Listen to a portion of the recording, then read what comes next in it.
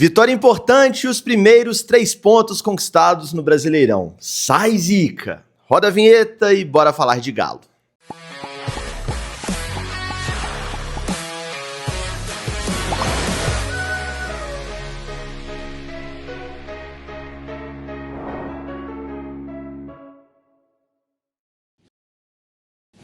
Tudo bem, pessoal? Um abraço para você que me acompanha em mais um vídeo aqui no canal do Frossar. Hoje é segunda-feira, dia 21 de abril de 2025. Tá no ar mais uma edição do Cabeça Fria, nossa análise dos jogos do Galo. Hoje pra gente analisar a vitória ontem no Mineirão sobre o Botafogo, 1-0 pela 5ª rodada do Campeonato Brasileiro de 2025. Antes da análise, aqueles pedidos de sempre. Se inscreva no canal se não for inscrito. Deixa o like nesse conteúdo porque ajuda a gente demais. Clica no botão hypar aí embaixo caso apareça para você. Considere se tornar sócio do canal clicando em Seja Membro e se inscreva também no canal de cortes. O link tá na descrição e tem muito vídeo legal por lá, inclusive os cortes do Portão 13, que é o nosso quadro de react ao vivo dos jogos, vão lá pro canal de cortes, então não deixe de se inscrever caso não seja inscrito, beleza? Esse conteúdo, como todos os outros, é um oferecimento de açaí, porque a bola está rolando e se tem uma coisa que o brasileiro gosta mais do que torcer pelo seu time, é economizar nas suas compras. No Açaí Atacado e Varejo, você encontra os melhores produtos com qualidade, variedade e preço baixo para torcer junto com a sua família e com seus amigos. No Açaí, torcer e economizar sempre dá jogo. Pensou o futebol, pensou o Açaí, o atacadista oficial do nosso futebol. Vamos lá, gente. O Atlético ontem foi a campo com uma escalação com algumas diferenças, né, em relação às anteriores. O Cuca mexeu doce, como ele gosta de falar, e a gente gosta de falar também. Quando o time não tá bem, o treinador tem que fazer alguma coisa. A alteração que ele fez, ou as alterações que ele fez, não são as que eu faria olhando para os jogos anteriores, porque eu acho que o Bernard talvez estivesse pedindo um pouco mais de passagem do que o Igor Gomes, por exemplo. Mas, acima de tudo, era importante mudar. Era importante tentar alguma coisa diferente. Foi o que o Cuca fez, colocando o Scarpa no banco, né? E a entrada do Igor Gomes, e o Natanael voltou a ser titular na lateral direita, no lugar do Saravia. O time, portanto, teve o Everson no gol, Natanael na direita, a zaga titular com o Lianco e Júnior Alonso, Caio na esquerda, para mim fez um jogo muito ruim, foi substituído no intervalo, a gente vai falar sobre isso daqui a pouco, né, sobre o Caio Paulista, agora só Caio. A dupla de volantes ali com o Rubens e o Fausto Vera, na verdade o Vera foi o primeiro volante, o Rubens o segundo homem ali no meio campo, o Igor Gomes como esse meia pensador do time, na vaga do Scarpa que começou no banco, e o ataque titular com Coelho, Rony e Hulk. Esse foi o time do Galo. O Cuca foi questionado sobre isso na entrevista coletiva, especialmente a entrada do Igor Gomes, talvez tenha sido a substituição mais, né, diferente, vamos dizer assim, inesperada para esse jogo. Ele até fala, o Cuca é muito experiente, ele sabe levar o elenco, sabe lidar com essa questão dos egos, né, e dos desejos ali. Ele fala, olha, eu não posso entrar com o que eu tenho de melhor sem deixar nada, uma carta na manga ali no banco. Não com essas palavras, mas é isso que ele quer dizer. Basicamente o seguinte, assim, é basicamente um recado, olha, infelizmente eu não tenho um super elenco para eu começar com o que eu tenho de melhor e ainda assim ter jogadores que vão mudar o jogo, mudar o cenário do jogo quando eu preciso no segundo tempo. O elenco é curto, todo mundo sabe, e ele já falou isso 1000 vezes. Então eu tô tirando um jogador que tem essa capacidade técnica de mudar o jogo, que é o Scarpa, deixando no banco, começando com outro que vai te entregar ali alguma dinâmica e tal, que é o Igor Gomes. Não acho que o Igor Gomes fez uma partida ruim, tá? Acho que foi até bem. Mas para eu ter alguma coisa, ele até pergunta, a repórter que fez a pergunta, né? Será que se eu tivesse começado com Scarpa, eu teria vencido o jogo hoje, né? O fato dele ter entrado no segundo tempo pode ter mudado um pouco o time. Então o Cuca é muito experiente, ele sabe jogar com isso, até para não desprestigiar também um jogador que é dos caras mais técnicos desse time, que é o Gustavo Scarpa, que de fato não vinha jogando muito bem. Colocar o Scarpa no banco não é nenhum absurdo, não é que o Scarpa tava voando e o Cuca do nada coloca um destaque do time no banco. Não, o Scarpa realmente vinha tendo atuações apagadas, mas o Cuca cita isso para parecer que foi só uma questão estratégica. Não, deixei um dos meus destaques no banco para mudar o jogo no segundo tempo, sendo que é claro que ele colocou o Igor Gomes também porque ele achou que o time titular merecia ali um chacoalhão, vamos dizer assim. De fato, o Atlético vinha de partidas muito ruins. A estrutura do time não mexeu muito, o Igor Gomes entrou justamente na função que é, né, geralmente do Scarpa. O meio defensivo ali, a dupla de volantes, teve essa alteraçãozinha que o Vera foi primeiro homem e o Rubens teve um pouco mais de liberdade. Eu acho que faz sentido quando a dupla é essa, o Vera é mais primeiro volante do que o Rubens, realmente. E o Atlético fez um primeiro tempo ruim, melhorou muito no segundo tempo, a gente vai chegar lá, mas o primeiro tempo foi bem ruim, especialmente pelo lado esquerdo, assim. O lado esquerdo do Atlético ontem, com a formação original, que era o Caio na esquerda, o Alonso, o zagueiro, por aquele lado, e o Rubens ali como volante que fazia aquela recomposição, o Rubens e o Vera, claro, né? mas mais o Rubens fazendo a cobertura pelo lado esquerdo do campo, não funcionou e o Botafogo teve alguma liberdade para trabalhar por ali. O Caio realmente teve uma atuação muito apagada e o time do Galo ele joga com um esquema de marcação, com um formato de marcação, com muito homem a homem, né, com muita marcação individual. Então, quando o seu time joga com encaixes individuais, quando você tem um jogador defensor muito abaixo, que foi o caso do Caio ontem, isso vai te gerar perigo, assim, vai gerar chances claras para o adversário e vai trazer perigo para o seu sistema defensivo. Eu lembro, por exemplo, o jogo contra o São Paulo, quando o Ferreirinha estava deitando em cima do Natanael, foi mais ou menos isso que aconteceu. O Cuca naquele jogo, inclusive, mexe, tira o Natanael, coloca o Saravia para organizar um pouco mais esse setor defensivo. Ontem a mesma coisa. O Caio muito mal na marcação do Arthur e muito mal em geral no jogo, assim, né? Perdido na marcação, posicionamento muito ruim, nos lances de 1 contra 1, perdendo alguns combates que ele não pode perder como lateral esquerdo. O Cuca no intervalo percebe e fala, olha, não dá. Aí ele tira o Caio, coloca o Rubens e o time melhora no segundo tempo, inclusive defensivamente, mas a gente vai chegar lá. Mas assim, realmente, essa marcação pelo lado esquerdo do campo, ela foi um problema ontem, né? A recomposição, especialmente a dupla ali, Alonso e Caio, mas muito em função do jogo apagado do Caio. O Botafogo teve alguma chance ali, nada absurdo também. O Botafogo também vive uma fase, tem jogado abaixo do que pode jogar, com o que tem de qualidade de jogadores por lá. Claro que perdeu peças importantes do ano passado para cá, enfim, Luiz Henrique, entre outros jogadores que o Botafogo trocou, né, do ano passado para esse, mas tem qualidade para jogar mais bola do que está jogando. Então o Botafogo está mal, mas as chances de perigo que teve foram principalmente construídas nesse problema, explorando esse problema na marcação do Galo pelo lado esquerdo, logo lado direito do ataque do Botafogo. Aos 5 minutos tem justamente uma chegada pelo lado direito do Botafogo, aproveitando essa marcação falha do Galo por ali, que o Gregory finaliza cruzado e o Everson faz uma boa defesa, o Atlético responde num lance ao 7, pelo lado direito do nosso ataque, que o Natanael cruza, a bola desvia e fica meio que viva na área, a defesa do Botafogo demora um pouco para cortar e o Coelho quase consegue arrematar pro gol, mas era um jogo ruim, assim, a palavra é essa, era um jogo ruim no primeiro tempo dos dois lados, o Botafogo não conseguia criar com muita qualidade, né, só explorando esse problema defensivo do Galo,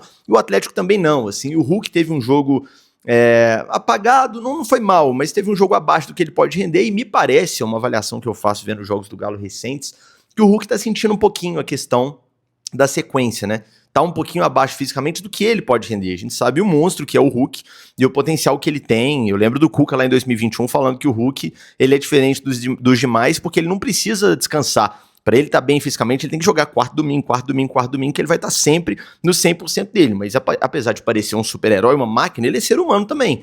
E quando tem uma sequência muito grande de jogos, um elenco curto, o cara tem que jogar o tempo inteiro, chega uma hora que ele vai ficar com a perna um pouco mais pesada, ele vai ter uma dificuldade um pouco maior. E eu não tô dizendo que ele tava mal comparando com o nível do jogo, não. Tanto que no segundo tempo tem a expulsão do jogador do Botafogo, que é um lance que o Hulk coloca na frente, obriga o cara a fazer a falta, porque senão ele sai cara a cara com o John. Não é que ele tá mal, tipo, não, o Hulk tá destoando do resto dos jogadores. Não, absolutamente. Ele tá destoando um pouco do que a gente sabe que é o nível dele. Então eu tenho achado o Hulk um pouquinho abaixo e por isso, também por isso, eu tô aqui para elogiar a decisão do Atlético de não levá-lo para Caracas. Uma viagem extremamente desgastada, saiu hoje a lista de relacionados, o Hulk não viaja. A exemplo do Scarpa, o Scarpa por uma questão pessoal, nasceu o filho dele, né? E aí, óbvio, né? Pelo amor de Deus, não tem nem como a gente questionar essa liberação, tá certíssimo o clube, o jogador tem que acompanhar o nascimento do filho, isso é óbvio. Mas o Hulk, pela questão física, vai ficar para ter um processo aí de recuperação física, treinamento mais específico para a parte física, eu acho que faz todo sentido. Tem hora que você tem que dosar sim. Não só o Hulk, vários outros, mas a gente tá falando do Hulk aqui porque ele é o principal jogador do time há vários anos, é a referência nossa técnica, física, de liderança, é o capitão. Então, eu acho que essa questão física da sequência pode sim ter gerado alguma interferência aí no desempenho do Hulk. Não tô falando que ele foi mal, mas que ele pode jogar mais e pode entregar mais, inclusive fisicamente. Acho que essa pausa aí vai fazer bem para ele. Aos 18, o Galo tem talvez a primeira chance clara no jogo, que é uma bola com o Coelho pelo lado esquerdo. Aliás, a grande, vamos dizer assim, opção ofensiva que o Galo tinha no primeiro tempo ontem era justamente com o Coelho pelo lado esquerdo, né? O Coelho é um jogador que tem muita facilidade para criar a chance clara, mas ele precisa melhorar o aproveitamento dele nessa última bola, na tomada de decisão. O último passe, a finalização, ele ainda peca nisso. Alguns passes para ninguém, finalizações muito sem direção. Então o Coelho tem muito a melhorar nessa tomada de decisão, né? Mas ele tem facilidade para criar essas grandes chances e isso é ótimo, porque é o que se espera de um jogador que joga no ataque do seu time, especialmente pelos lados, né? você vai dar a bola nas costas da zaga, que ele ganhe do zagueiro, consiga ganhar, consiga sustentar fisicamente. Ele é um jogador forte fisicamente também, rápido, tem drible, não é, meu Deus, não é um exímio driblador como era o Keno, por exemplo, no Galo de 21, mas é um cara que tem drible, tem 1 contra 1, ele consegue passar dos marcadores do lateral, do zagueiro, em várias circunstâncias e em vários momentos toma uma decisão errada ali. Esse lance dos 18 nem dá pra tanto condenar o Coelho, porque ele finaliza bem no canto, e o John faz uma defesa que é o tipo de defesa que você precisa de câmera lenta para ver que ele pegou, né? Porque na gravação ali, no lance, no ao vivo, na velocidade normal, parece que o Coelho chuta direto para fora, mas não, na câmera lenta você vê que com o pé, né, o John fazendo aquela abertura típica de goleiro, ele consegue desviar aquela bola, e eu acho que a bola entraria, inclusive, então foi uma defesaça do John, goleiro do Botafogo, o Atlético quase abriu o placar ali, numa boa chegada com o Coelho. Aos 23, tem mais uma chance de perigo do Botafogo, e mais um lance que o Caio vai mal, marcando o Arthur, uma bola longa pro Arthur, o Arthur consegue dominar e no domínio ele já tira o Caio fica totalmente vendido e o Arthur fica em boa condição para finalizar, né? Ele finaliza buscando o canto do Everson, o Everson faz uma defesa segura.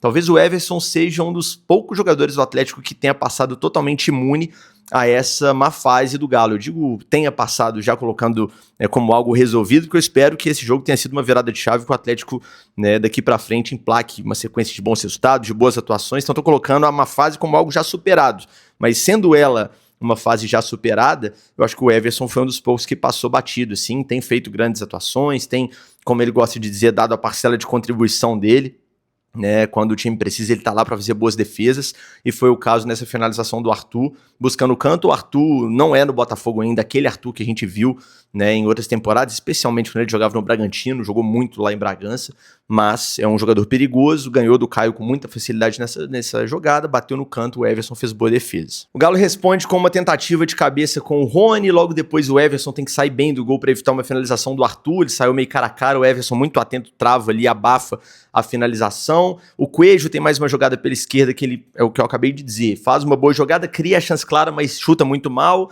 desperdiçando a chance, e o Hulk tem uma cobrança de falta também, né, lá pelo lado direito, aquela bola, aquela famosa falta melhor que um escanteio, e que ele opta por bater direto, mas isola, passa muito longe do gol, e termina assim o primeiro tempo, como eu disse, primeiro tempo ruim do Galo. O Galo fez um primeiro tempo abaixo do que pode fazer, né, um time com muitos buracos do lado esquerdo, um time que foi mal na defesa, especialmente por aquele lado, a marcação na entrada da área, ou seja, a zona de atuação dos volantes também pode melhorar. Os adversários do Galo no geral, e eu não falo do jogo de ontem, falo de forma geral, especialmente no Campeonato Brasileiro, tem alguma facilidade para construir, né, chances de perigo. O adversário, quando chega, a zaga do Atlético não está tão bem postada assim. Eu falo muito mais a marcação na frente da zaga do que da zaga em si, né?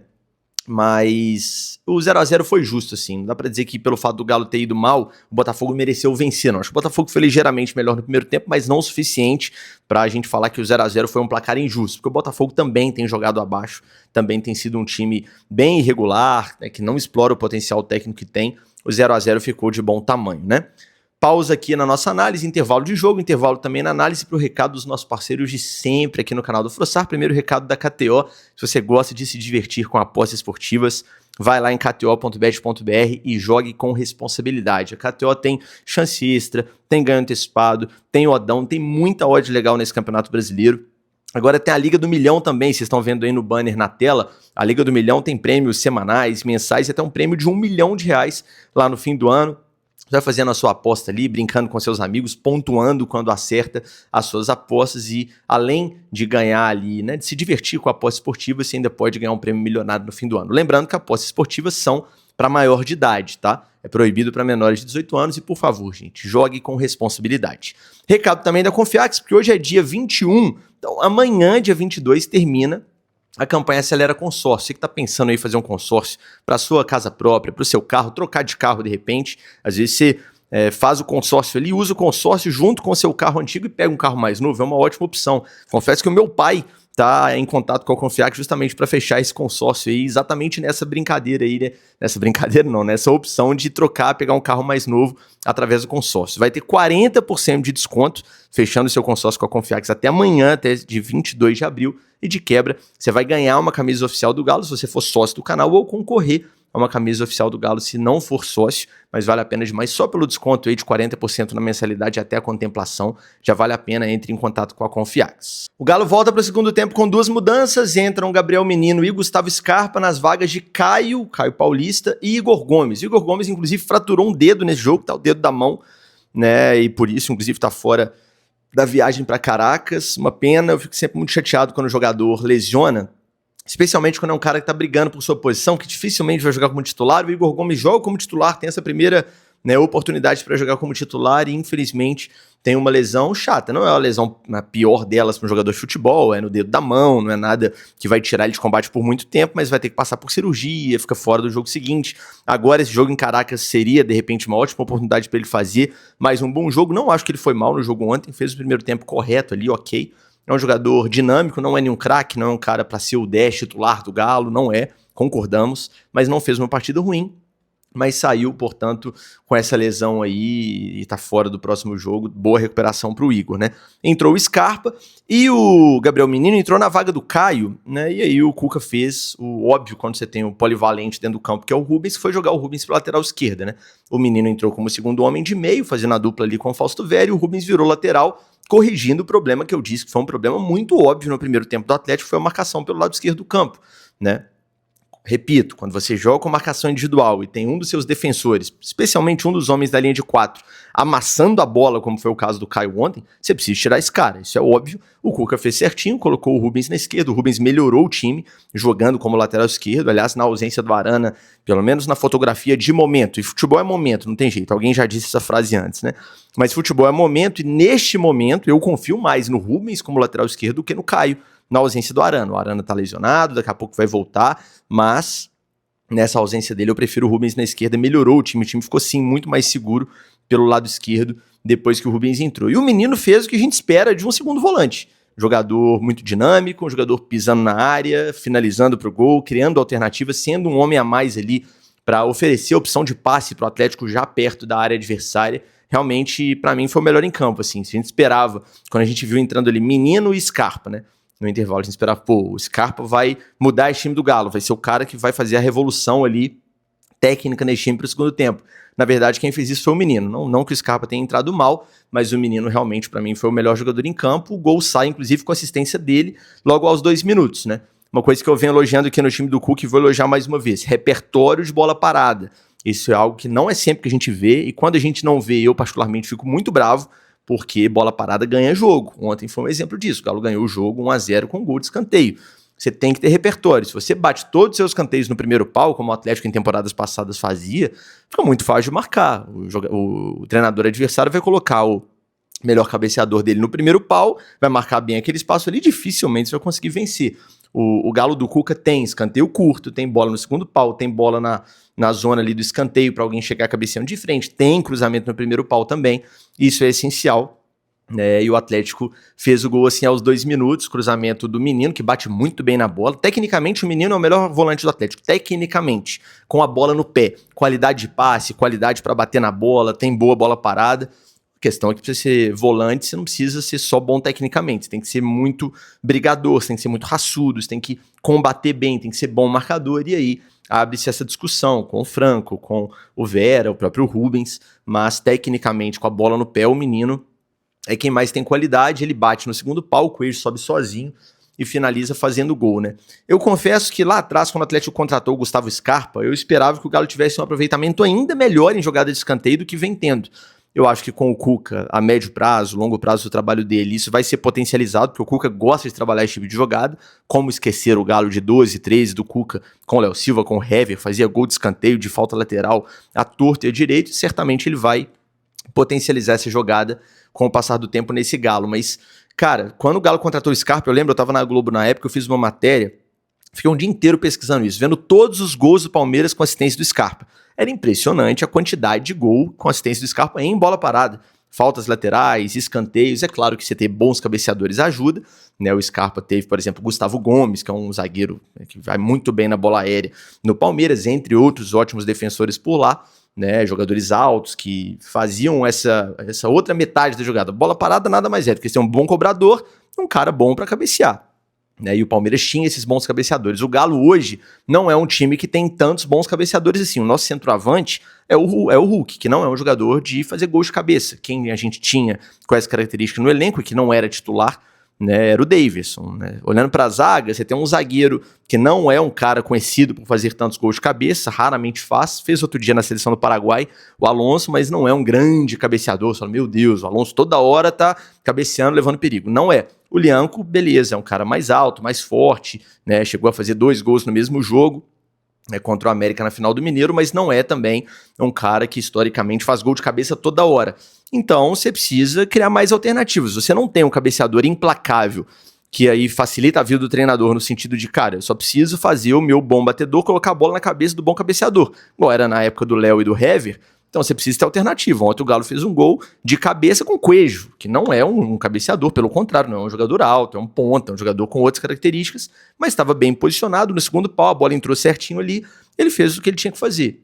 Então, acho que tem terreno, é isso que eu quis dizer nesse comentário, assim, tem terreno para o Galo melhorar ainda mais nesse tipo de jogada, mais variação, caprichar na cobrança. O próprio Scarpa pode melhorar o aproveitamento dele nas cobranças, e o menino também bate muito bem na bola. Então você tem esses dois caras, né, um ou outro geralmente está em campo, quando tiver os dois, beleza, aí alterna, né, o lado do escanteio, enfim, mas é uma jogada que ontem nos garantiu 3 pontos e tenho certeza que pode nos garantir mais pontos ao longo da temporada. O Galo saiu na frente ali, a gente brincava aqui no Portão 3, inclusive na transmissão. Pra que 40 minutos de acréscimo, professor? Como se o juiz pudesse terminar o jogo ali com 2, com 5 do segundo tempo. Termina logo esse trem. Porque quando a fase tá ruim, seu time sai na frente, né? E aliás, eu vinha falando isso, cara, sair na frente é essencial. Quando seu time tá numa fase ruim, sai atrás, desmorona a confiança totalmente. O Cuca vem falando isso também em coletiva.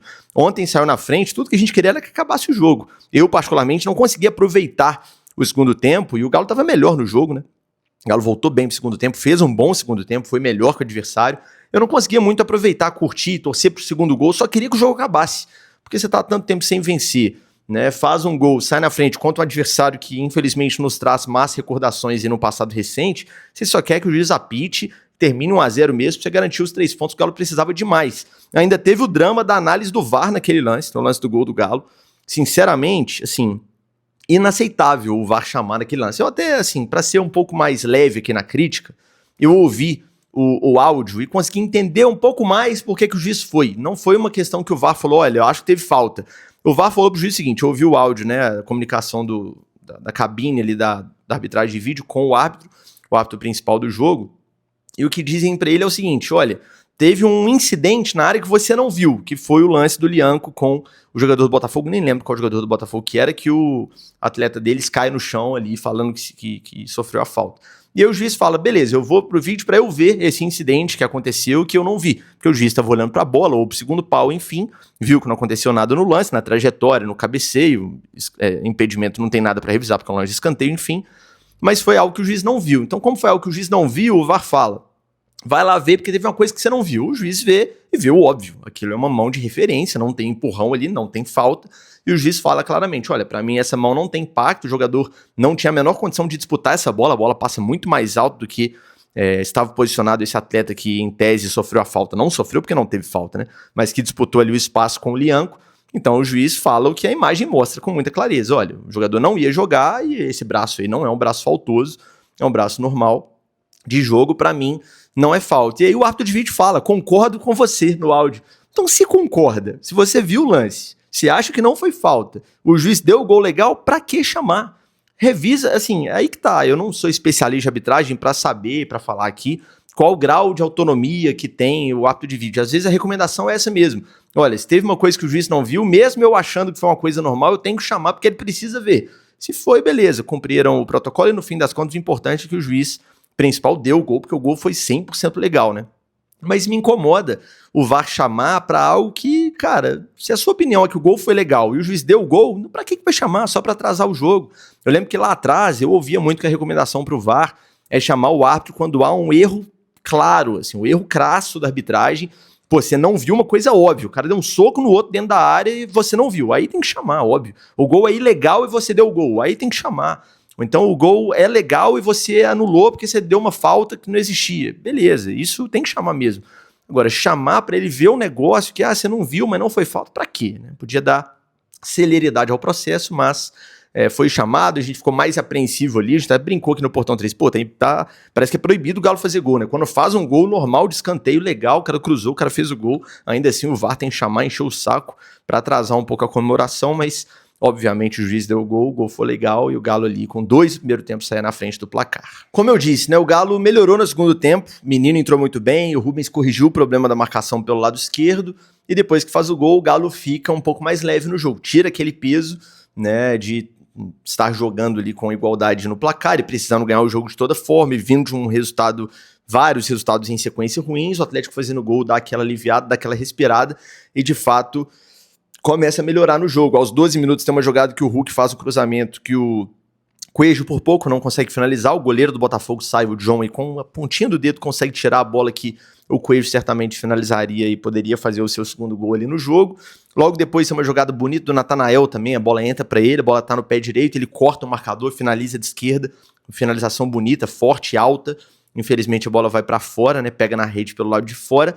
E aos 15 minutos tem a expulsão do jogador do Botafogo, David Ricardo. Um lance, cara, que é a famosa chance clara e manifesta de gol, né? Confesso que no primeiro lance que eu vi, no primeiro momento que eu vi o lance, antes do replay, eu achei que esse zagueiro que foi expulso, o David Ricardo, ele tinha a companhia já próxima dele ali de um outro zagueiro, ou seja, o Hulk teria que sair dele e ainda sair de mais um, e aí não configuraria tal chance clara e manifesta, mas quando a gente vê o replay, a gente vê que o outro zagueiro estava bem para trás. Se o Hulk passa dele ali, ele ia realmente ficar cara a cara com o John, era uma chance clara e manifesta de gol, por isso o árbitro foi chamado à cabine do VAR, reviu o lance e viu que era assim um lance para cartão vermelho, tirou o amarelo e expulsou o jogador do Botafogo, para mim, de forma correta, né? Vale lembrar, né, gente, que a regra mudou em relação ao último homem. Tem muita gente que ainda usa o argumento do último homem. Era o último homem, fez a falta, então é lance para expulsão. Não existe mais isso do último homem, existe a avaliação da chance clara e manifesta de gol, nesse caso era, portanto foi bem expulso. A gente tem que tomar cuidado para não cair na armadilha de falar ou de reproduzir o discurso que o Galo melhorou no jogo, ou foi dono do jogo, ou construiu a vitória por causa da expulsão. Não é verdade. O Atlético ficou mais tranquilo depois da expulsão? Claro que sim. É normal que quando você está ganhando e o seu adversário tem um jogador expulso, você fica um a mais com a vantagem no placar, você vai ter um jogo mais tranquilo. Isso é óbvio, uma questão matemática. Mas o Galo já estava melhor no jogo, no 11 contra 11. O gol sai no 11 contra 11, o Atlético voltou melhor, o Atlético criou chances ainda antes da expulsão para fazer o segundo gol. Então, eu acho que é muito mais mérito dessa reorganização do time no intervalo.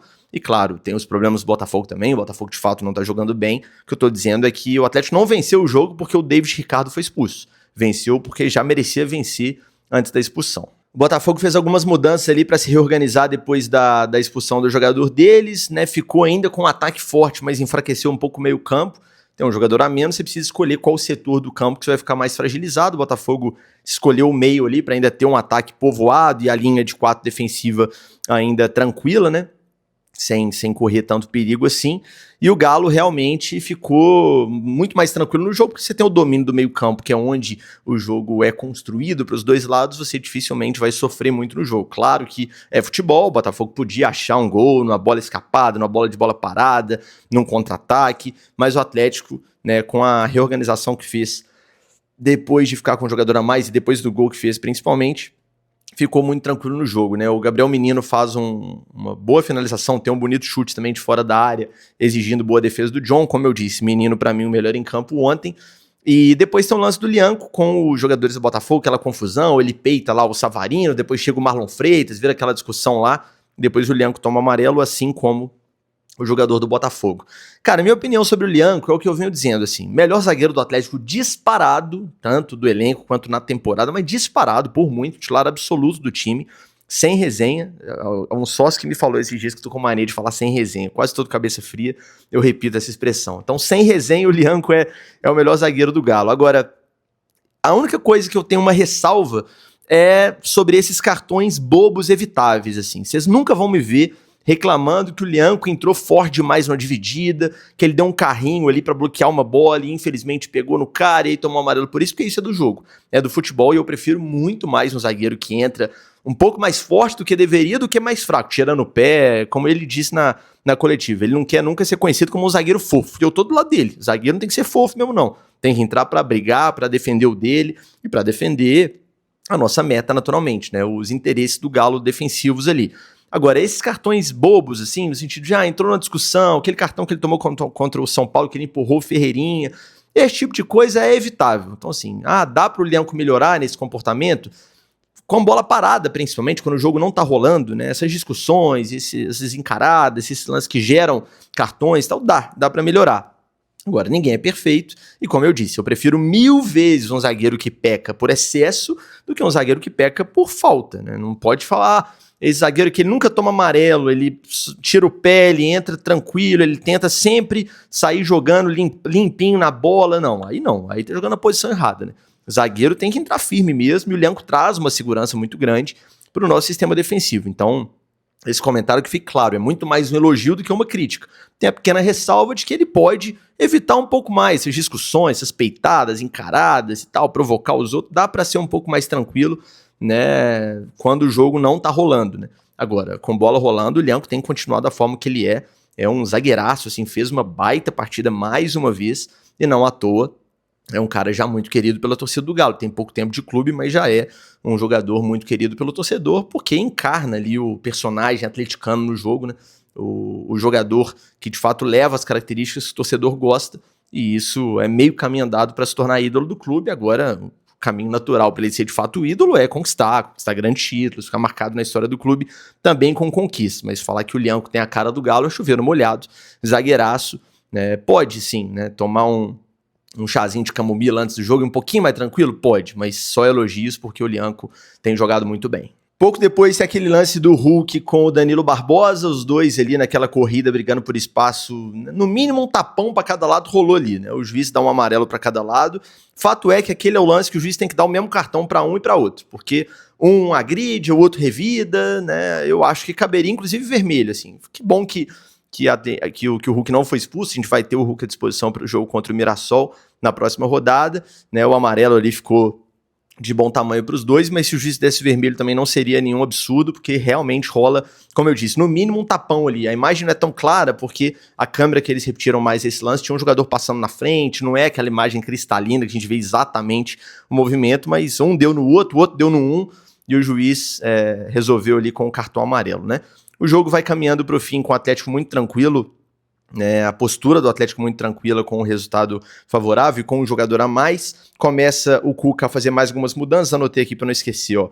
Entraram Bernard e João Marcelo, e mais no fim entrou o Saravia, né, para fechar um pouco mais ali o setor defensivo e esperar o apito do fim do jogo. Foi o que aconteceu, o Galo terminou o jogo com essa vitória aí por 1-0, primeira no Campeonato Brasileiro, e um alívio, sem dúvida nenhuma, respirando aliviado, porque a situação já estava ficando bem delicada, o Atlético era vice-lanterna antes desse jogo, ganhou, saiu da zona, mas ainda está ali naquela posição incômoda, né, perto da zona dos 4 últimos, então precisa de fato não só, né, tirar essa zica que a gente espera que tenha acontecido agora no jogo contra o Botafogo, mas emendar uma sequência de vitórias. Agora vem o Caracas na Sul-Americana. Eu continuo defendendo que o Atlético tem que preservar titulares na Sul-Americana, tá? É uma opinião que eu tenho, assim, por 2 motivos. Primeiro, porque o grupo é muito fraco, com todo respeito ao Cienciano, ao Iquique, ao Caracas, mas são times muito inferiores ao Atlético. O Atlético tem, sim, a sua obrigação ali de passar em primeiro no grupo, mesmo preservando titulares. E essa é a minha opinião desde que saiu o sorteio do grupo. Não é agora que eu tô mudando isso, não. Essa opinião é por causa da qualidade dos adversários, ou da falta de qualidade dos adversários, e também pelo elenco curto que a gente tem. O Atlético jogando quarto e domingo, terça, sábado, quinta, domingo, 1 hora, meu amigo, os caras vão estourar. A gente já estourou alguns jogadores importantes, temos caras importantes no DM, Franco tá no DM, a Arana tá no DM, agora o Igor Gomes, mas aí fatalidade, um dedo quebrado, o Rabelo acabou de voltar de lesão, o Patrick acabou de voltar de lesão, a gente tem, né, mais jogadores também no departamento médico, o Júnior Santos tá no departamento médico, então você já tem um elenco que não é assim tão rico de alternativas, você vai ficar gastando os caras em jogos que, né, tirando um pouco o pé no sentido de escalação, não no sentido de entrega, obviamente, se ainda assim vai conseguir vencer, eu sou favorável a preservar. Tem uma galera na internet que leva para o outro lado, esses caras não estão jogando nada, não merecem descanso. Não é esse o ponto. O ponto é que você já tem um elenco curto, você já tem poucos jogadores, né, do mais alto nível que você gostaria de ter. Você vai perdendo esses caras com lesão muscular, e a sequência de jogos gera lesão muscular, se você não tomar cuidado, daqui a pouco você vai ter uma situação igual a gente teve ano passado no Brasileiro. Você não tem lateral para jogar, não tem volante para jogar, né? E a gente lembra que a janela só abre lá no meio do ano, então eu sou a favor de preservar por isso. O Cuca já indicou que vai mexer, que vai fazer uma escalação diferente, alternativa, mesclada nesse jogo, né, lá na Venezuela, lá contra o Caracas. Eu acho que tá certíssimo. Eu só não falo que dá para mandar um time totalmente reserva, porque nesse momento nem dá para montar uma escalação. Hoje eu vi a lista de relacionados e fui brincar ali. Deixa eu montar aqui um time na minha cabeça. A gente pode, inclusive, fazer isso na live hoje à noite, né? Hoje tem live 7 horas falazada aqui no canal. Aí, cara, eu não consegui montar um time totalmente reserva. Porque meia, por exemplo, a gente não tem. O Scarpa ficou para acompanhar o nascimento do filho, o Igor Gomes acabou de quebrar o dedinho. Quem vai ser o meia criativo do time? Não tem. Talvez eu tenha que jogar com 3 volantes. Ah, mas 3 volantes para marcar o Caracas? Não, é porque não tem mesmo. A menos que você use garotos da base, enfim. Ou o Bernard como um meia construtor por dentro, que com o Cuca tem sido raro. Eu até montei uma escalação aqui, brincando mesmo de, né, futurologia aqui, um time que dá para mandar a campo nesse jogo contra o Caracas, preservando grande parte dos titulares, né? Everson no gol, Saravia na direita, considerando que o Natanael é o titular, Igor Rabelo e Ivan Roman, ou Vitor Hugo, você tem 2 opções ali para jogar pelo lado esquerdo, até o Rômulo tá relacionado também é uma alternativa. Caio, né, porque, assim, não tem muito o que fazer, eu acho que contra o Mirassol é bem possível que o Cuca devolva o Rubens para a lateral esquerda e colocando, por exemplo, o Menino como titular no meio, então o Caio jogando na lateral esquerda lá na Venezuela. O Patrick voltou de lesão, seria um jogo bom para colocar o menino, para ele ter aí um jogo inteiro, 90 minutos, ou pelo menos 70, 80 minutos aí pra gente ver esse Patrick que veio do Palmeiras aí como volante. Cara, no meio não tem muito o que fazer, como eu disse, você não tem o Igor Gomes, você não tem o Scarpa, né? Tem poucas alternativas, eu desenhei aqui um Patrick, Rubens e Menino, uma trinca de meia ali, de meias, soltando de repente um pouco mais o Gabriel Menino para jogar, ele gosta, né, de finalizar, de jogar mais perto dos atacantes, então deixa ele jogando por ali. Bernard, Coelho ou Rony, né, qual dos dois estiver mais inteiro, né, com o CK mais tranquilo, o exame lá que mede o esforço físico, né, o desgaste muscular dos caras, então que tiver melhor fisicamente vai pro jogo. E o João Marcelo, cara, eu tô curioso para ver o João Marcelo jogando uma partida inteira desde o início. O Hulk não viajou, a gente repete, né, ficou em BH para fazer esse cuidado físico aí, para treinar mais a parte física. Então o Hulk não viajou, tá certíssimo. Seria legal ver o João Marcelo já como titular desde o início. Claro que ele pode mudar, pode fazer o Bernard por dentro, jogar Coelho e Rony e o João Marcelo, e esses 3 volantes que eu citei, só 2 jogam, né? Enfim, tem várias alternativas aí, mas eu acho que é fato que será um time misto. O próprio Cuca indicou isso, não dá para ser um time todo reserva, porque o elenco, nesse momento, não te dá essa possibilidade. Alguns titulares ali, nem sejam poucos, terão que jogar. Mas tenho certeza que o Galo é muito favorito para ganhar, mesmo o jogo sendo na Venezuela. Ano passado eu tive a oportunidade de ver de perto o Galo e Caracas nos 2 jogos, lá em Caracas, né, onde o Galo vai jogar agora, lá no estádio da UCV, Universidade Central da Venezuela. É bem legal, inclusive. O estádio fica do lado, é dentro do campus mesmo, do lado da faculdade, lá tem aluno aqui e o jogo rolando ali, né? O Atlético é muito favorito, o time deles é muito fraco, né? O Galo tem tudo para fazer um jogo tranquilo, vencer, de preferência desgastando pouco os seus principais jogadores, não perdendo mais ninguém lesionado, porque o elenco já está bem curtinho nesse momento e ficando numa situação tranquila aí nesse grupo H da Sul-Americana, que, como eu disse, o Atlético tem a obrigação de passar em primeiro, né? Vitória ontem justa, o Atlético mereceu vencer o jogo, 1-0 diz o que foi o jogo, não foi um jogo de grandes oportunidades, de um massacre, de um domínio, era jogo para golear, não, 1-0 diz o que foi o jogo, o Atlético foi melhor no segundo tempo, primeiro tempo equilibrado, Botafogo um pouquinho melhor, mas o 0-0 foi justo, no segundo tempo o Galo foi bem melhor e mereceu vencer, que a zica agora vai embora, que o Galo complete uma sequência aí, consiga uma sequência de bons resultados, para trazer tranquilidade também no Campeonato Brasileiro. Daqui a pouco tem Copa do Brasil contra o Maringá, enfim, jogos importantes pela frente, beleza?